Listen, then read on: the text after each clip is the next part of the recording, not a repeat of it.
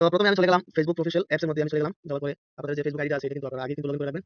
তারপরে আপনারা এই যে থ্রি লাইন আছে, থ্রি লাইনে একটা ক্লিক করবেন।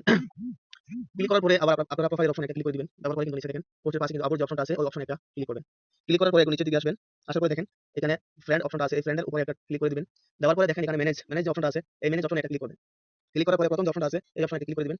দেওয়ার পরে দেখেন এখানে আপনাদের মানে এই যে যতগুলো ফ্রেন্ড আপনাকে সাপোর্ট করে না বা মানে ফটোতে লাইক কমেন্ট শেয়ার করে না বা হয়তো তারা কিন্তু ফেসবুক আইডিগুলো কিন্তু ইউজ করে না। তো মানে হুদাই যে আপনার ফেসবুক অ্যাকাউন্টে ওদেরকে ফ্রেন্ড বানিয়ে কোনো মতলব নাই। তো আপনারা চাইলে এদেরকে কিন্তু এখান থেকে আনফ্রেন্ড করতে পারেন। তো এখন আনফ্রেন্ড করার জন্য কিন্তু চাইলে আপনারা একজন একজন করে আনফ্রেন্ড করতে পারেন। আর তা না হলে কিন্তু আপনারা এখান থেকে সিলেক্ট করবেন যে এই যে অপশনটা আছে এই অপশনে একটা ক্লিক করবেন। করার পরে আপনারা কিন্তু ফ্রেন্ডগুলো সিলেক্ট করবেন। দেখেন আমি সিলেক্ট করে নিচ্ছি।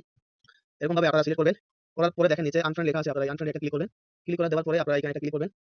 দেওয়ার পরে কিন্তু আপনাদের সম্পূর্ণ কাজটা শেষ। তো আপনারা চাইলে এরকম ভাবে আপনাদের আনফ্রেন্ড যে যতগুলো ফ্রেন্ড আছে আপনাকে সাপোর্ট করছে না তাদেরকে কিন্তু মানে এরকম ভাবে আনফ্রেন্ড করতে পারেন। তো বন্ধুরা দেখেন আমার এই প্রোফাইলের মধ্যে কিন্তু অনেকটা ফলোয়ার আছে। তো আমার থাকা সত্ত্বেও কিন্তু ঠিকঠাক লাইক আসছে না। কারণ এই কারণটা হচ্ছে আমার ফ্রেন্ড যারা আছে তারা কিন্তু অ্যাক্টিভ থাকে না। তার জন্য কিন্তু আপনারা চাইলে এখন থেকে যারা অ্যাক্টিভ নেই তাদেরকে রিমুভ করে আনফ্রেন্ড করে দিন। বাস আপনাদের প্রোফাইল ঠিকঠাক হয়ে যাবে। তো বন্ধুরা ভিডিওটা কেমন লাগলো অবশ্যই কমেন্ট করে জানাবেন।